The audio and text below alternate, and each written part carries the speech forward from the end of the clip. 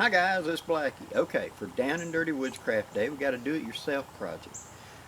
The video did well where I was talking about how to make the tabletop that went on to, you can make one for a 5-gallon bucket, you can make one for a milk crate, you can make one to fit upon one of the folding camp stools, to have multiple uses in the camp. Now this is not a backpacking type table.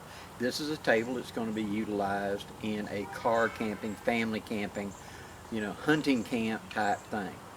And along that line, back in the day, see, I was making these for living history, for rendezvousing, to be able to have tables out there at my camp where I'd set up my big wall tent, my awning out front, and this was the dining table, food prep tables, and etc. out there. Well, two of the large tables that I made, and I made two large tables because I'd put the biggest table down and I'd put the table I'm going to show you now at the top is the buffet table. That's where all the food would be put when we were doing big family meals. Be able to carry it, open it up, set it up, and it was an extra table. Now today, of course, you can go to Walmart or something, get one of the folding plastic camp tables that'd be lighter. But if you like me, like the look of a handmade wooden table and something that you can make yourself and take along, here's how to make one of these wooden tables. Now I'm going to adjust the camera so you can see what's going on, and I'm going to give you the dimensions of it. The rest is up to you. So let's get started. Okay, here's the wooden table that I created. Now it has a solid top on it. This top can be made out of plywood. It can be made out of individual boards that have been glued together. This is and I'll give you the dimensions right now. This is a 18.5-inch wide by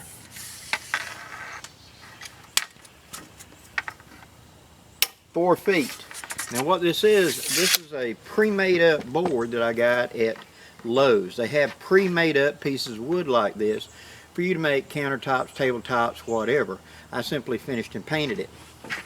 On the other end is simply the 3x1 furniture made into a square, and I'm going to show you that meant with the center, and then the legs. Now let me adjust the camera where you can see this. I'm going to lay it down flat on the ground and show you how it assembles, okay? And I'll give you the dimensions, but I'll give you all the dimensions. Just hang on.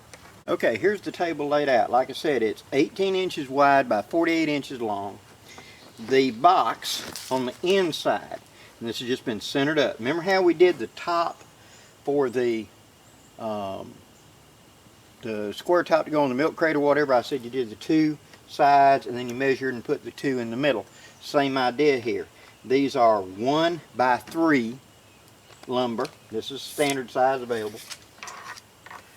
And it runs 45 inches long. So it's two 45-inch long pieces, and the piece that runs in between them is 13.25 inches across. You can make that 13.5, whatever. I wanted about a 2-inch all the way around of a space so it didn't go all the way in. The legs simply friction fit. Now they're not hooked, they're separate. And you can see this is good friction. Okay. The legs are made up from these replacement banister pieces. You go on a stair, they're sold at Lowe's and etc. It's replacements already made up to this length. You have a piece of 1x3 been nailed across the top that's flush even within, okay? And then I've got a spacer put in. Now what this is this slot right here that I have measured out so that it's a second piece on the inside, and it is exactly 2 inches wide. By putting this spacer in here, this is exactly 2 inches wide. So now when I set it up there and just wiggle it in, it goes in place by friction. See? Same thing on the other end. Put it up there, line it up, then you have to kind of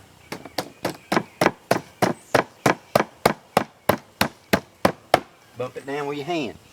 Now it's in place. Now I can flip it right side up and have the table.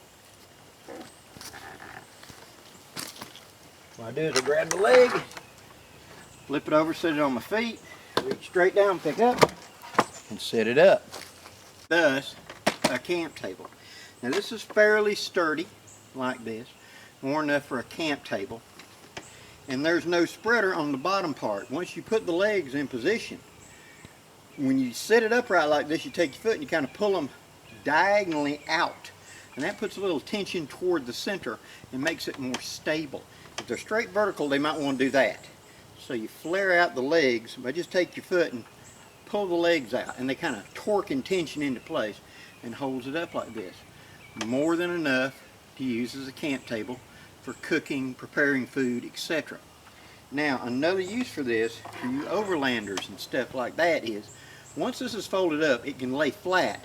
It either can slide in sideways into a pickup bed, or laying the tabletop on the bottom of my pickup bed with the other side up, where the legs are, I can stack camp boxes and stuff on this and slide it in and out like a drawer.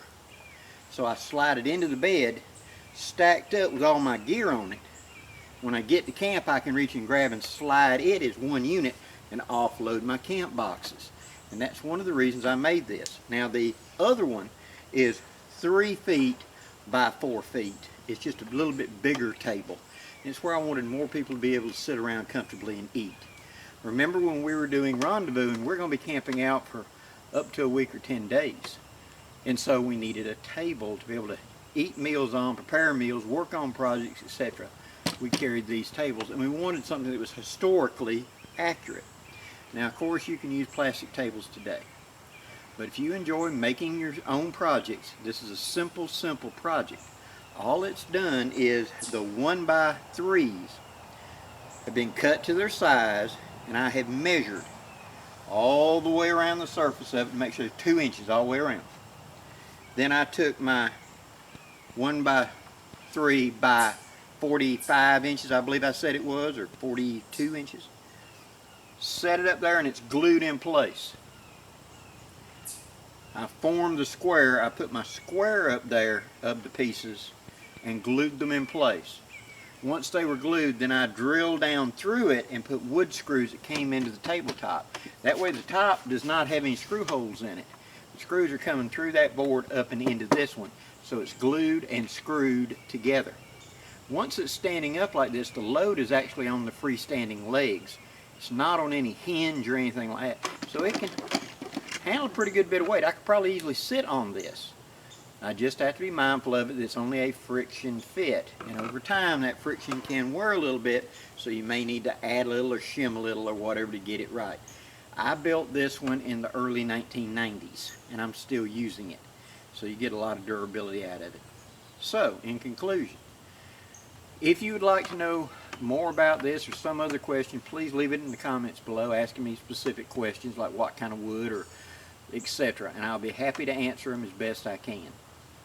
If you would like to see more of these how to do it yourself projects, please include that, and I will be glad to do that. I've got quite a few other things I can show you how to build or talk to you and at least give you the dimensions of, so it'll be easy to put together.